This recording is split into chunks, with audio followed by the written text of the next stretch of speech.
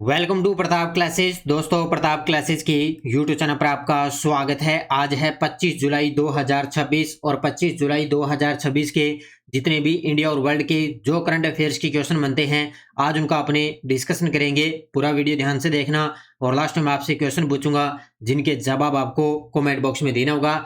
आज अपने पढ़ेंगे कि डीआरडीओ ने कुसा मिसाइल का पहला सफल उड़ान परीक्षण किया।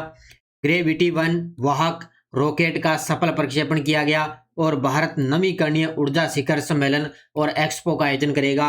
इनकी आज हम चर्चा करेंगे पूरे लेटेस्ट न्यूज के साथ में। डेली आपको सुबह ये करंट अफेयर्स की क्लास आपको मिलती है और जो भी साथी bank, UPSC, SSGD, RS, railway, SI, CAT कोई भी एग्जाम हो, उन सभी एग्जाम के लिए डेली आपको ये करंट अफेयर्स की क्लास उपलब्ध होती रहेगी।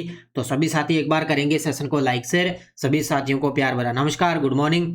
सबसे पहले हमने कल 24 जुलाई को हमने क्या पढ़ा कि भारतीय रेलवे ने अपने ब्रॉडगेज नेटवर्क के कितने प्रतिशत हिस्से का विद्युतीकरण कर लिया, जिसे स्विट्जरलैंड के बाद दुनिया का दूसरा सबसे बड़ा विद्युतीकृत रेलवे सिस्टम बन गया।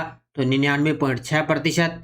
अंतर्राष्ट्रीय पारदर्शिता के नवीनतम भ्रष्टाचार धारणा सूचकांक में भारत का स्थान 91 नंबर। भारत की तीनों सेनाओं की महिलाओं द्वारा किया गया समुद्र प्रदक्षिणा अभियान किस पौध के माध्यम से पूरा किया गया? IASV त्रिवेणी के माध्यम। संयुक्त राज्य अमेरिका और बांग्लादेश के बीच द्विपक्षीय सैन्य अभ्यास टाइगर लाइटनिंग 2026 का शुभारंभ 19 जुलाई को कहाँ हुआ? सिहलट, बांग्लादेश के अंदर।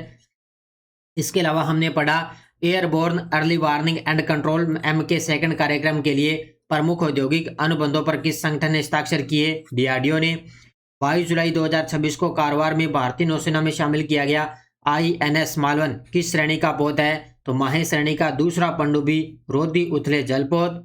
2026 की ब्रिक्स अध्यक्षता के तहत ब्रिक्स नेटवर्क यूनिवर्सिटी की अंतर्राष्ट्रीय शासी बोर्ड बैठक और स्वदेशी ज्ञान प्रणालियों की सम्मेलन की मेजबानी भारत ने की। और 30 वर्षीय नागरिक परमाणु सहयोग समझौते को किस देश ने सऊदी अरब के साथ मंजूरी दी?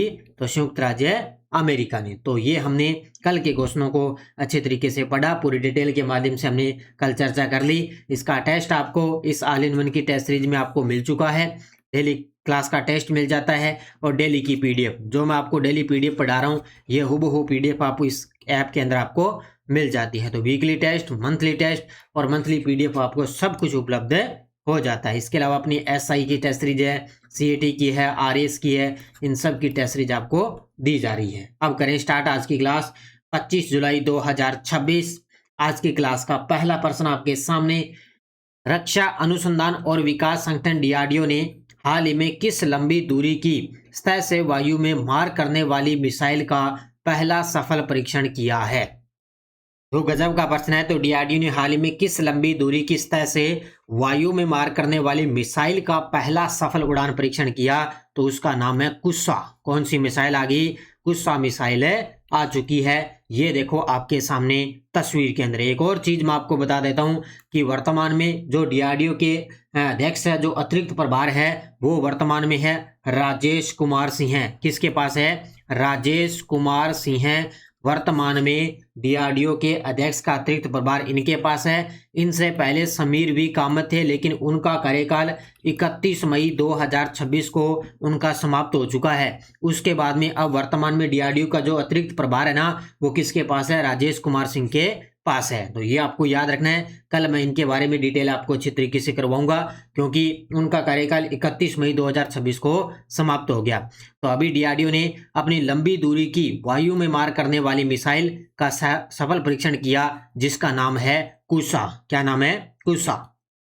तो मिसाइल है कुसा विकसित किया है DRDO ने। पहला सफल परीक्षण किया गया 23 जुलाई 2026 को।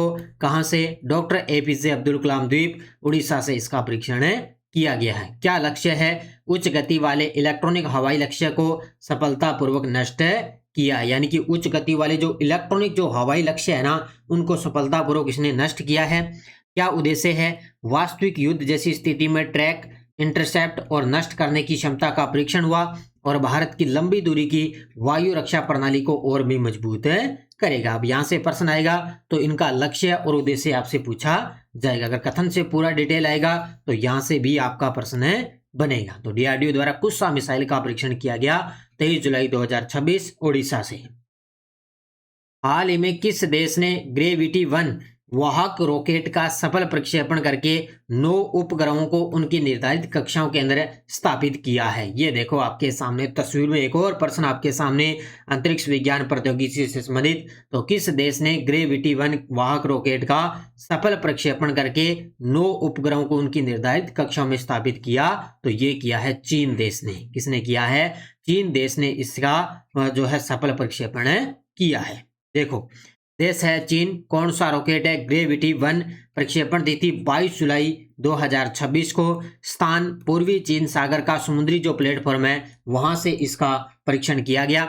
और उपग्रह की बात करें तो 9 उपग्रह सफलतापूर्वक कक्षा के अंदर स्थापित इसने किए हैं। यानी कि जो ग्रेविटी 1 रॉकेट है इसने 9 उपग्रह सफलतापूर्वक कक्षा के अंदर स्थापित किए। इसको विकसित किया था निजी एरोस्पेस कंपनी है ओरियन स्पेस। कौन सी? ओरियन जो स्पेस है उसने इसको विकसित किया। ग्रेविटी 1 का तीसरा सफल मिशन चीन के वाणिज्यिक अंतरिक्ष कार्यक्रम के लिए महत्वपूर्ण उपलब्धि मानी गई है। यानी कि ग्रेविटी 1 है उसका तीसरा ये सफल मिशन माना गया है। तो चीन के द्वारा इसका परीक्षण किया गया। ओके, अगला प्रश्न देखो।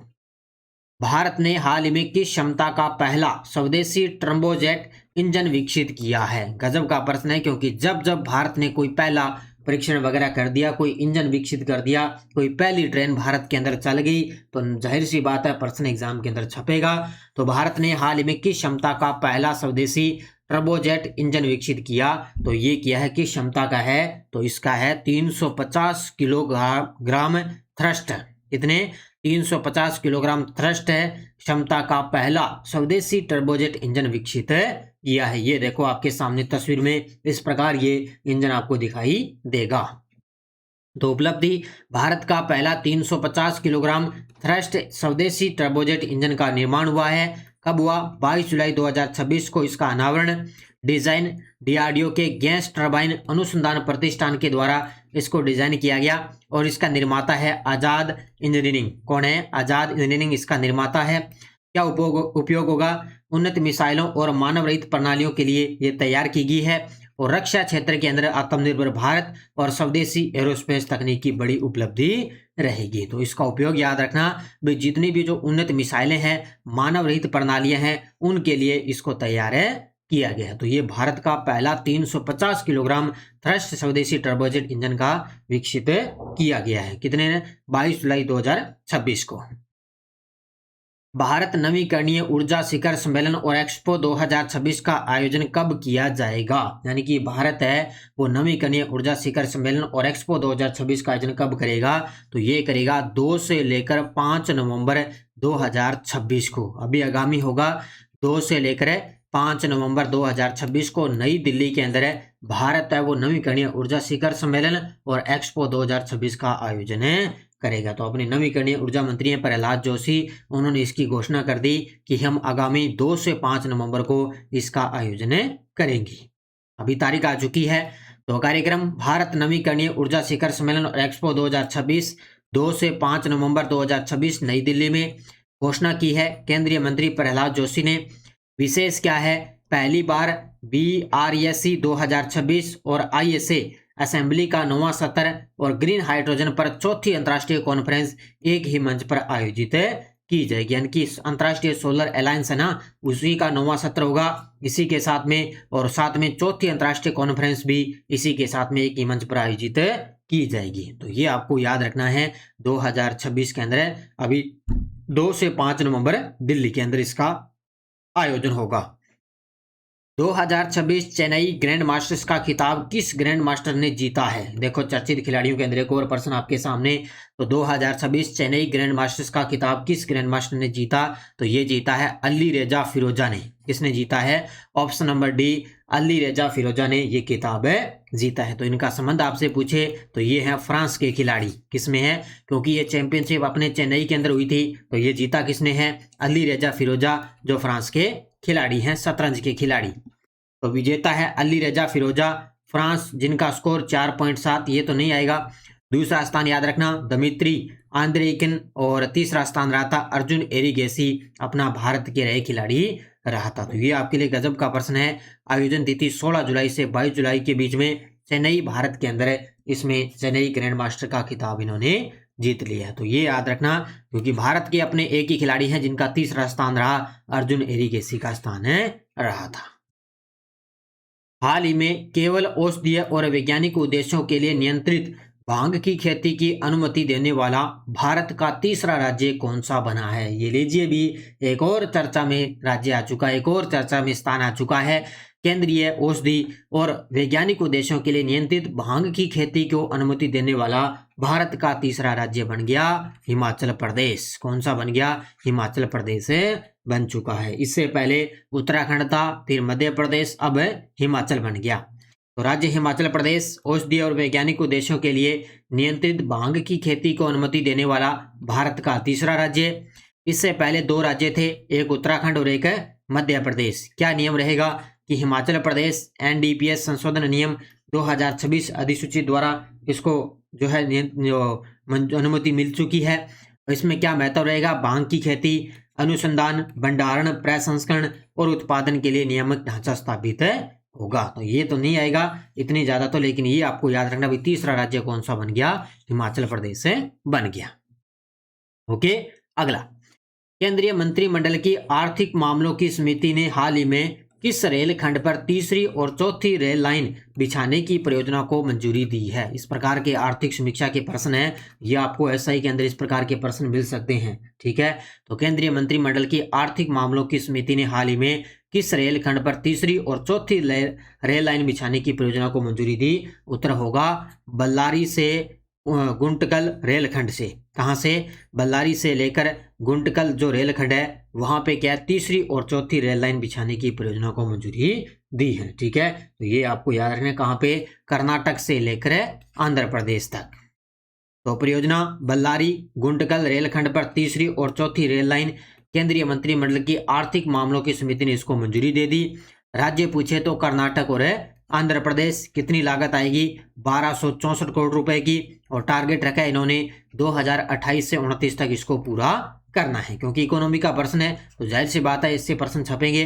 और परियोजना से भारतीय रेलवे नेटवर्क में लगभग 46 किलोमीटर की वृद्धि होगी। तो ये आपको याद रखना है अच्छे तरीके से, बस ये राज्य आपको याद रखने हैं, कर्नाटक और आंध्र प्रदेश। ऑटोमोबाइल और ऑटो कंपोनेंट के लिए PLI ऑटो योजना के तहत 66 विनिर्माण इकाइयों के साथ कौन सा राज्य देश के अंदर प्रथम स्थान पे है? गजब का प्रश्न है। तो इसके अंदर है महाराष्ट्र राज्य। कौन सा है? महाराष्ट्र राज्य ऑटोमोबाइल और ऑटो कंपोनेंट के लिए PLI ऑटो योजना के तहत 66 विनिर्माण इकाइयों के साथ में भारत है। ये भारत के अंदर जो प्रथम स्थान पे है वो कौन सा है? तो वो है कौन सा? महाराष्ट्र राज्य। और एक और चर्चा में है महाराष्ट्र। क्यों चर्चा में है? क्योंकि आप सब जानते हो कि महाराष्ट्र के अंदर भारत का पहला, कल ही मैंने बताया, भारत का पहला AI पक्षी अभयारण्य वो स्थापित किया जाएगा, इसलिए महाराष्ट्र चर्चा में है। ओके, ऑटोमोबाइल और ऑटो कंपोनेंट के लिए PLI योजना के अंदर प्रथम स्थान पे है महाराष्ट्र 66 विनिर्माण इकाइयों के साथ में। दूसरा स्थान है तमिलनाडु 38 इकाइयां। तीसरा स्थान हरियाणा का 35 इकाइयों के साथ में। और टोटल निवेश हुआ है 44,326 करोड़ का। और रोजगार रहेगा इसके अंदर 67,820 नए रोजगार सर्जित किए जाएंगे। लगभग इस योजना के अंदर प्रथम स्थान आपसे पूछा जाएगा तो कौन सा? महाराष्ट्र। अब देखो आपके सामने वन लाइनर करंट। आशीष देश को इन्फोसिस का नया CEO और प्रबंध निदेशक नियुक्त किया गया। अब एक प्रश्न है ना, अब मैं डेली की क्लास में आपको वन लाइनर करवा रहा हूं, तो एक प्रश्न जहां से ये नियुक्ति हो रही है ना, कहीं भी किसी भी यहां से प्रश्न पक्का छपेगा एग्जाम के अंदर, ध्यान रखना। तो आशीष देश को इन्फोसिस का नया CEO और प्रबंध निदेशक नियुक्त किया गया।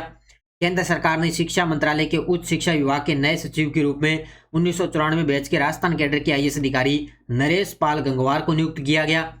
5 बार के विश्व शतरंज चैंपियनशिप विश्वनाथ आनंद ने अंतर्राष्ट्रीय शतरंज महासंघ के अंतरिम महाअध्यक्ष का पदभार ग्रहण किया। भारत के निजी क्षेत्र अंतरिक्ष ने एक और महत्वपूर्ण उपलब्धि के साथ में 31 मार्च 2026 तक कुल निजी निवेश 618.5 मिलियन अमेरिकी डॉलर से अधिक हो चुका है। अब पिछली बार जो एग्जाम के अंदर आपको पता है अभी फर्स्ट ग्रेड है, चाहे LDC है, चाहे लगभग पिछला SI का एग्जाम है, तो लगभग मैंने जो कोई भी नियुक्ति आई है ना, तो सारी जो मैंने आपको वन लाइनर करवाई थी और सीधी लाइन उठा के आपको एग्जाम में मिल चुकी है। तो जो आपको कोई नियुक्ति होती है ना, वो सीधी मैं वन लाइनर करवाता हूँ और आपको अच्छी तरीके से याद रखनी है। और ये टेलीग्राम ग्रुप है, कोई सूचना, कोई लिंक, कोई नोटिफिकेशन सब आपको टेलीग्राम पे सूचना मिल जाती है। आज आपको खेल वाली पीडीएफ आपको टेलीग्राम पे मिल जाएगी जो एसआई के लिए मैंने दी थी, ठीक है। और पिछले वीडियो का क्वेश्चन, पहली Asian under 23 athletic championship 2026, Bharat ने इस प्रतियोगिता में टोटल 16 पदक जीते। बहुत सारे विद्यार्थियों ने बड़े गजब के जवाब दिए, उन सभी को बहुत बहुत शुभकामनाएं।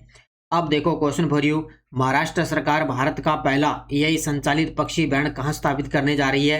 केवलादेव, ठाणे क्रिक फ्लेमिंगो, सुल्तानपुर, नल सरोवर पक्षी अभ्यारण्य, ठीक है। और यस्टरडे डोज क्या थी अपनी? उत्तर पूर्वी व्यापारिक पवनें कहाँ प्रभावित होती है? अब ये सेकंड ग्रेड अभी ताजा प्रश्न आए, देखो पवनों से संबंधित। तो उत्तरी पूर्वी जो व्यापारिक पवनें हैं वो उत्तरी गोलार्ध में उपोष्ण कटिबंध से भूमध्य रेखा की ओर जाती है। वाल्विस, कटक और सार्गेसो सागर किस महासागर से संबंधित है? अटलांटिक महासागर। टुंडा गर्त है वो किस महासागर से संबंधित है? हिंद महासागर। और मेरियाना गर्त है वो किस महासागर से है? पश्चिमी प्रशांत महासागर। अब ये प्रश्न है ना, अब ये प्रश्न आया था सम्मिलित करो या सम्मिलित इनमें से नहीं है, इस प्रकार का ये प्रश्न आया था सेकंड ग्रेड के अंदर। अब फिर आपके लिए नेक्स्ट डोज, अब मैंने ये प्रश्न वो लिए जो एलडीसी के अंदर आए, क्योंकि एलडीसी का कल आपको बताया जो मुख्य आंसर की है वो आ चुकी है। अभी एलडीसी के अंदर ये प्रश्न आए थे भारत से संबंधित। नीलगिरी को भारत के पहले संरक्षित जीव मंडल के रूप में कब स्थापित किया गया? एक व्यापक वन्य जीव अधिनियम कब लागू किया गया? प्रोजेक्ट एलिफेंट का शुभारंभ कब किया गया? और प्रोजेक्ट टाइगर को कब लागू किया गया? अब ये प्रश्न आपको पता है किस प्रकार आया था? इसने कहा था इनको काल क्रमानुसार व्यवस्थित करो। अब इनका काल क्रम आपको याद रखना है, अगर आपको सन याद है इनका तो आपको इनको अच्छे तरीके से सही कर सकते हो, ठीक है। तो इनके जवाब आपको कमेंट बॉक्स में देने हैं। और ये एसआई 2021 री एग्जाम की अपनी करंट अफेयर्स की टेस्ट सीरीज चल रही है, जो भी साथी इस टेस्ट सीरीज को लेगा उसका प्रश्न एक भी बाहर जाएगा नहीं।